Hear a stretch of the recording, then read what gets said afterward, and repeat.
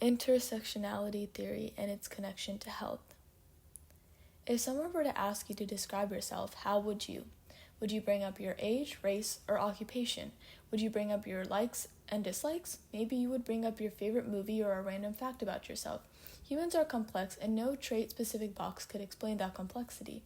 So why take that approach when it comes to healthcare? Research has shown us that things like gender, ethnicity, and social class have had a strong impact on our health. Of course, these things don't exist in a vacuum, and no one person can be described using just one of these descriptions. Instead, we have multiple characteristics that together integrate and shape our lives. So what is intersectionality? There is so much complexity that comes with these added factors. For example, imagine a population on the grid. There are differences in race, sex, social class, sexuality, etc. And here we begin to question how these subgroups differ on different levels of health and disease, and how do we explain these differences? This is where the intersectionality theory comes in. Now, what exactly is intersectionality? This theory was created by Kimberly Crenshaw, who originally coined the term to describe the discrimination experienced by Black women. She gave the example of a lawsuit against General Motors for not hiring Black women. The company hired women and Black people, but did not hire Black women specifically. Crenshaw showed how sexism and racism can combine to create a distinct type of disadvantage, and later this model was extended to other areas. Together, these different types of discrimination result in varying forms of advantages and disadvantages, which can lead to differences in health.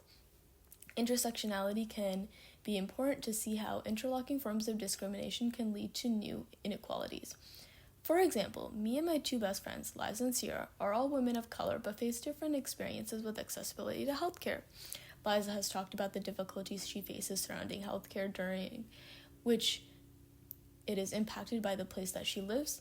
She lives in a small town called Barlow, where it is hard to find places to get access to healthcare due to living in a small town, and drives at least 30 minutes to find places to access healthcare. In comparison, Sierra talks about how navigating situations with her mom can be different and difficult because her mom doesn't visually match her, and how this often leads to misunderstandings or misguided assumptions about their relationships, especially explaining the physical resemblance doesn't define their bond or the medical history between her and her mom. With me, I have often had dietary suggestions that do not fit with what my diet regularly consists of, and I've also had a few instances where it was assumed that I did not know English because I was talking to my parents in Hindi prior. Now, what does the research say? There have been several studies that have explored gendered racism, a simultaneous experience of racism and sexism among Black women. These findings revealed how these intersecting forms of discrimination influence coping mechanisms and ultimately mental and physical health as well. Though intersectionality isn't confined to one group, it is a framework that helps extend our understanding of health discrepancies across diverse populations. For example, HIV prevention strategies to dissecting the effects of systematic racism and sexism. Intersectionality sheds lights on the complexities of health outcomes. For example, redlining.